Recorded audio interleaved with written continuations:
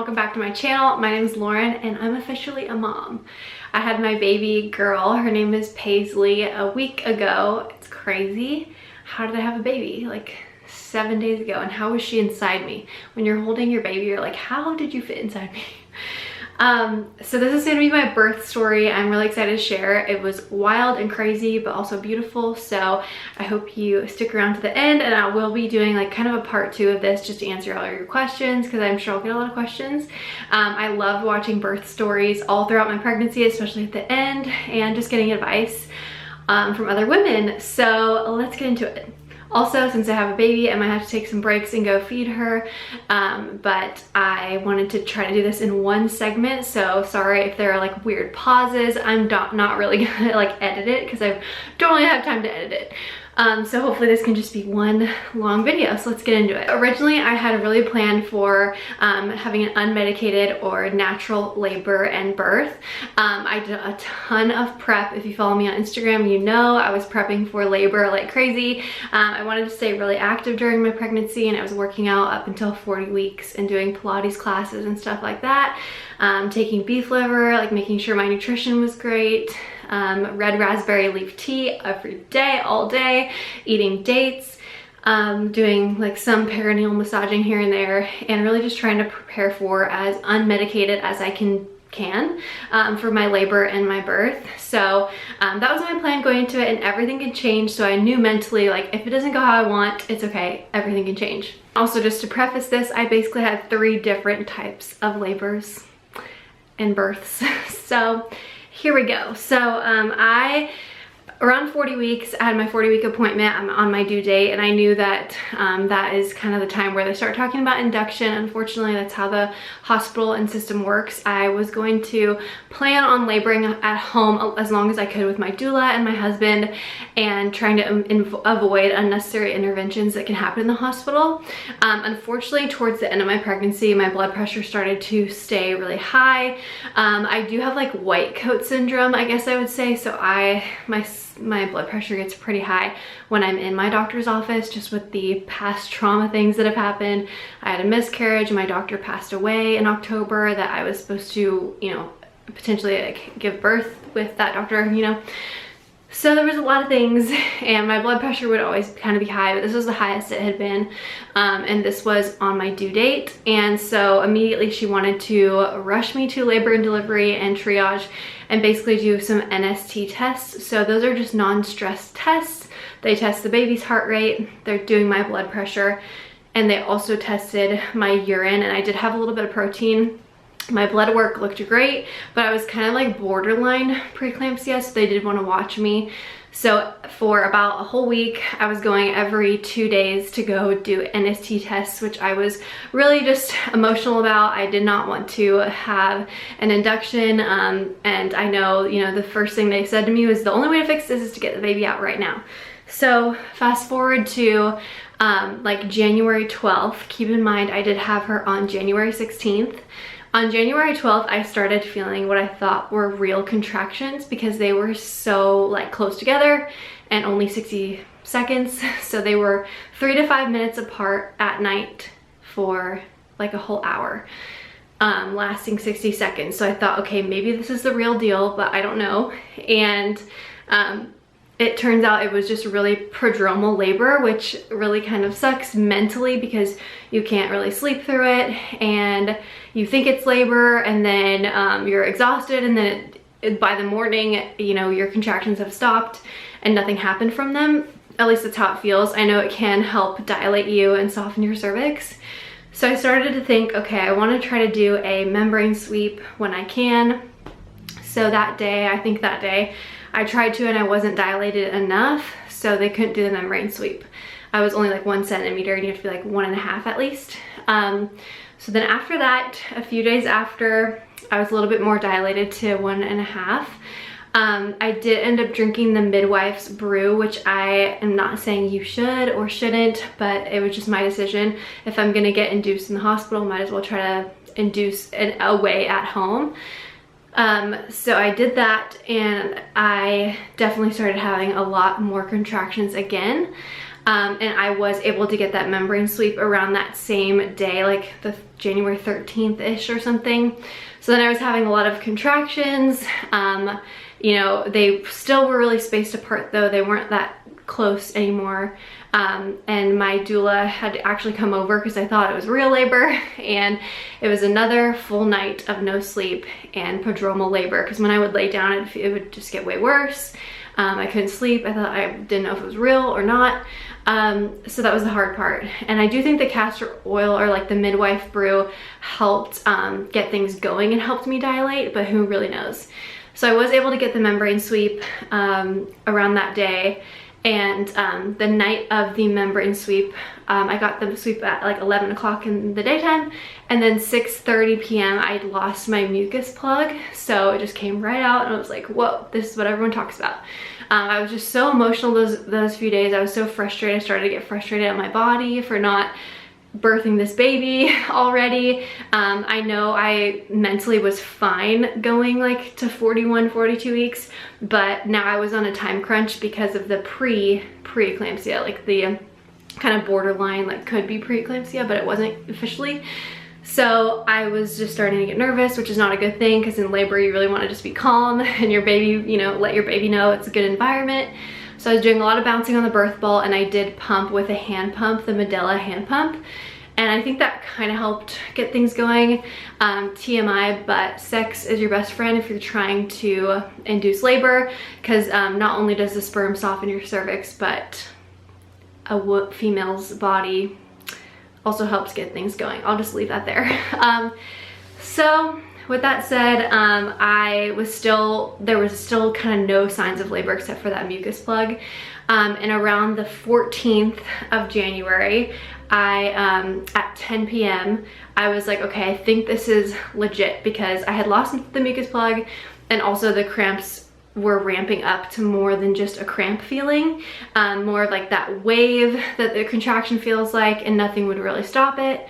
So that was 10 p.m. on January 14th. Keep in mind, I had not slept really good the past 2 nights because of the prodromal labor, and I still was in denial. I'm like, is this real or is it not? I don't know. So I'm texting my doula. I didn't want to wake up my husband yet because I don't know if this is real and I want him to sleep. And then by about 1:45 a.m., I couldn't sleep anymore, and I just decided to wake him up. And I was like, I think this is the real thing, because of the mucus that I was still losing, a little bit of blood too, which is another sign that this is real labor. So we were out on the couch, my husband and I, for a while, maybe till 2 or 3 a.m. And then my doula came over. So this is now January 14th. I might need to look back at my notes that my doula had made. I was also doing a lot of curb walks and walking stairs those few days of prodromal labor leading up to it. And they really did feel like real contractions. I know they are real, but they're not just, they stop and then you don't go into labor. So that's the only thing. At least they are probably doing something to your cervix, because I was pretty effaced by this day. So on January 14th, now it's the 15th, actually, at like 3 a.m. my doula came over, and we are just doing like things on the birth ball. I unfortunately couldn't really lay down or do anything, and the thing that really helped my contractions, it was leaning over something like a counter, or leaning over my husband, or a birth ball. It kind of really helped. The other thing too, if you want me to do a full thing on how I prepped for natural labor and things that helped me during my portion of my labor that was natural and unmedicated, I will do that as well. But I have these spiky balls that I was squeezing throughout the labor, little things like that that would help me go along. But yes, then around like 10 a.m. my photographer, she's amazing, she should be a doula, she came over, and I was still laboring for a while. I think around this time my doula had checked me, and I was only about 2 centimeters dilated, but I was pretty effaced, which is you know, a good sign. I think maybe 80% effaced with my cervix, which is like the softening. So I'm like, okay, it's 10 a.m. ish in the morning on the 15th. Let's try to get things going. So I was so sleep deprived. I did try to lay down that morning before she checked me around 10 a.m. My husband and I tried to take a nap, and I was able to fall asleep maybe for an hour, and my doula was able to lay down too. We were all exhausted from the previous nights of being up and texting each other for, you know, the prodromal labor. So I was kind of able to lay down. It's just in between contractions, I was waking up with the contractions. So that happened. Then around 10 a.m. I was still trying to get things going. I was on all fours.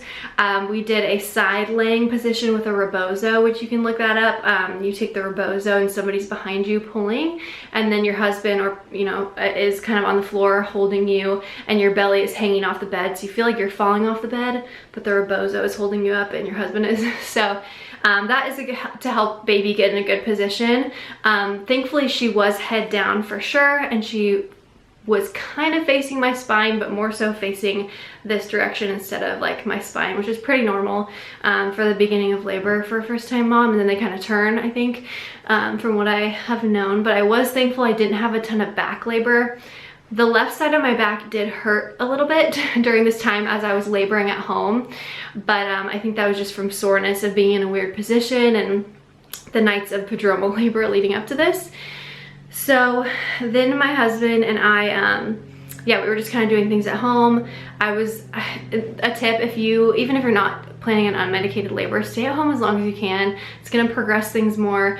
Once you're in the hospital, your body kind of knows like, okay, this is an unfamiliar place, like I'm slowing down a little bit. And it was nice to just have your own food in your kitchen and, your own familiar space. So, and our dog is here and all these things. So maybe around, I think it was around 5 o'clock. I had been laboring at home for a while now, of course.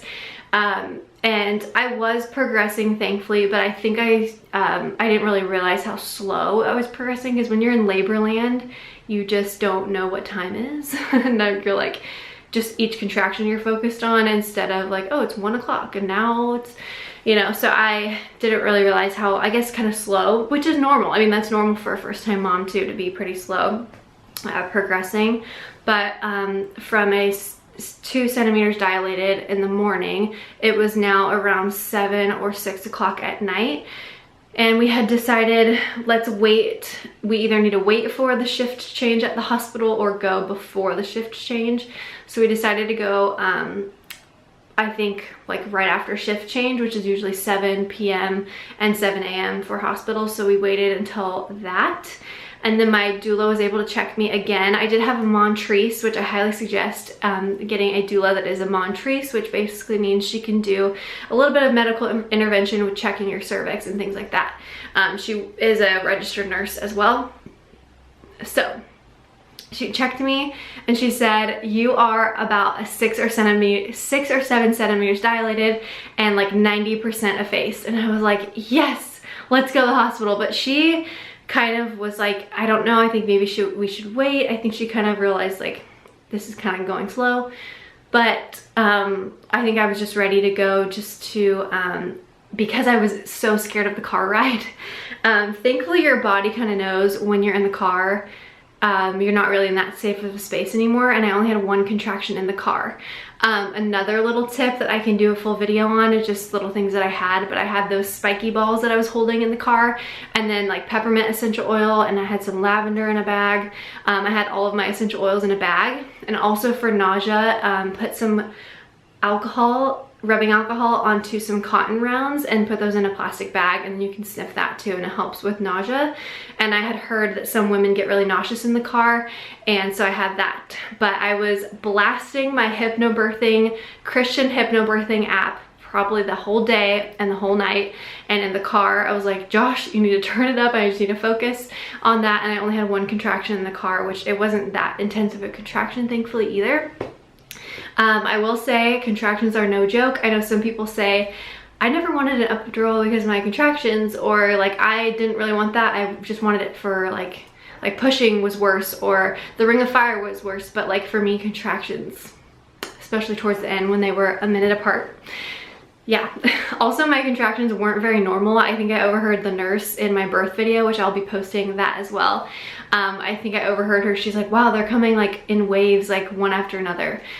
They were not very normal, especially towards the end, because they just wouldn't stop and I wouldn't get a break. So we got to the hospital, I was checked, I was about a 6 or 7 centimeters dilated, like I said, and they checked me and they admitted me. Now, here comes my blood pressure. Unfortunately, my doctor, I mean, she's great, but I just didn't love how she went about all the blood pressure stuff. I was still borderline, it wasn't something I needed to be worried about, and I'm in the middle of labor and having all these contractions, almost 7 centimeters dilated, just got to the hospital, and all she can say is, we need to put you on magnesium and we need to do this, this, and this so you don't have a seizure and you don't die. And just a tip, if you're a medical professional, try not to do that. I don't know. Anyways, I know she has to technically, but there's other doctors that were there and they were not as pushy about that. And if you're on magnesium, you usually feel like you have the flu. And I was trying to go unmedicated. I didn't want to feel so horrible. So my other option would be to just take an oral medication that helps with my blood pressure. I didn't want it to get too high because yes, you can have a seizure if your blood pressure is too high. And I just wanted to make sure that baby girl was safe and her heart rate was doing amazing. Everything looked great with her. That was the only thing. So we did compromise and she said, okay, well, you need to sign here. And if, you know, something happens, then you will allow us to give it to you if something happens. I said, sure. That's fine. So I got my IV and that's just there just in case they need to hook you up to anything, just for precaution.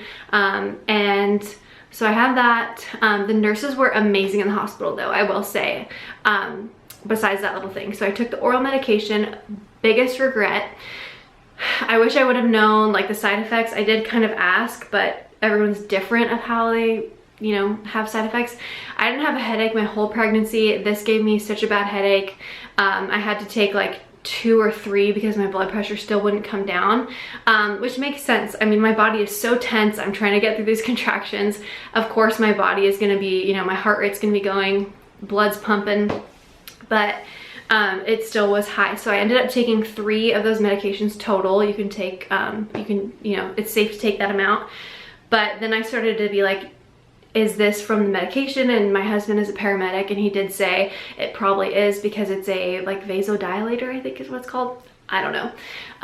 And it made me so have that headache. So I'm getting through contractions with this headache and trying to get in different positions, blasting my Christian hypnobirthing. I definitely suggest taking little candles as well. They had a diffuser in the hospital, so bring your essential oils.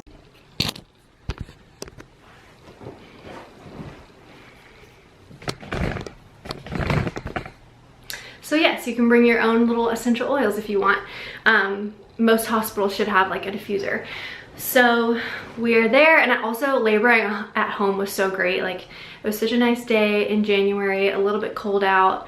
My mom had come over and just like, we're just talking. That's the thing, in between contractions, like you're pretty normal and you're talking and then you feel it coming on and then you can't talk through them. So yeah, that's a good part. If you are planning going on unmedicated, just remember that you do have a break and it's a different kind of pain than like a toothache or breaking a bone and it's constant pain. So until the end, usually it's like more constant, but that part's short. So anyways, I'm in the hospital and I didn't really even feel like I wanted to get in the shower, but my photographer did say that sped up her labor. And at this point I didn't realize how slow things were going, because in labor land, in your head, you're not thinking that. Your frontal cortex isn't working the same way it is before, apparently. You can't really make decisions, and also you just don't know where you're at, kind of like, especially time is not a thing that you want to care about. So I did have Bluetooth monitoring so I could walk around. So I had her attach, the nurse I had attached like a little Bluetooth monitor, and my husband said I looked like an Iron Man because, you know, like a little transformer or something. It was like kind of like a little battery pack that's stuck to me.